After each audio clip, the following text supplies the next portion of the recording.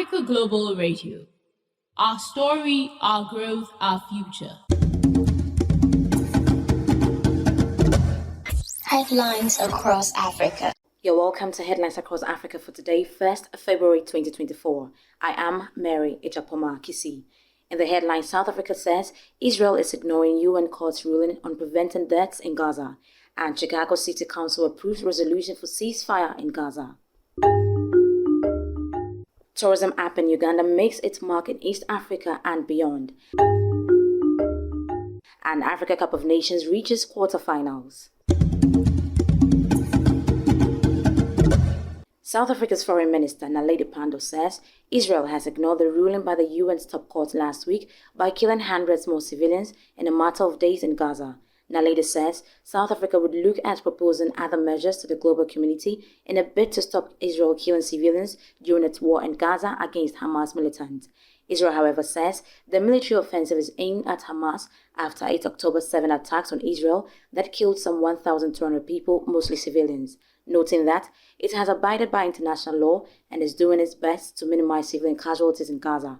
It says it has killed more than 9,000 militants and accuses Hamas of embedding in civilian areas, making it difficult to avoid civilian casualties.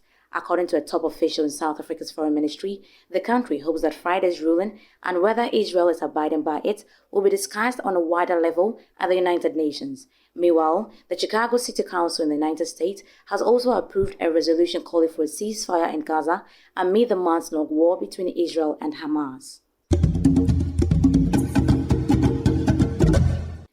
Technologies entrepreneur Brian Namanya has developed an online marketplace for accommodations, tours, and other experiences in Uganda. The app hosts a monthly market in Kampala and Nairobi, attracting over 200 businesses and creating job opportunities.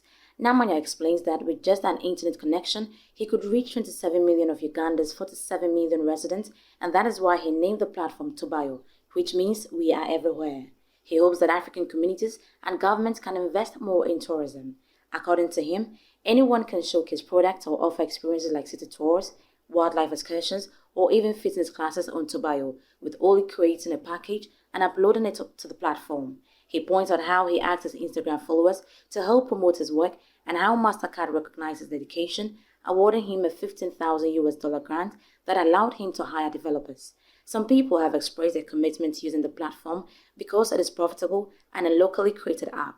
The platform was named Best Startup for 2022 by the Chamber of Young Entrepreneurs Uganda and was named the 2023 Tech Influencer of the Year by Pulse Influencer Awards.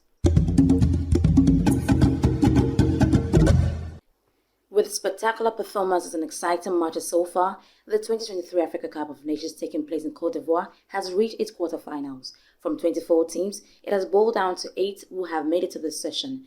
The tournament has been one of a kind so far, with great sportsmanship, interesting surprises and turn of events. Gambia's coach Tom St. Fitz described it as a fantastic tournament, top organized in a beautiful country, with top infrastructure and with all the top players. In the quarterfinal matches, Nigeria will play Angola on Friday, 2nd February 2024 in Abidjan at 5 p.m. GMT. 3 hours later at 8 p.m., DR Congo will play Guinea.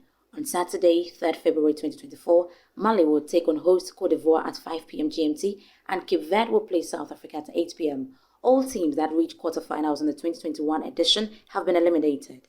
The new African champions will be crowned after the 2023 Afcon final that will take place on February 11, 2024. And that's our end headlines across Africa today, 1st February 2024. We'll come your way tomorrow with more news right here on Africa Global Radio. I am Mary Agyepomah-Kissi. For this and more, check us out on afglobalradio.com. On Facebook and YouTube, Africa Global Radio. On Twitter and Instagram, AF Global Radio.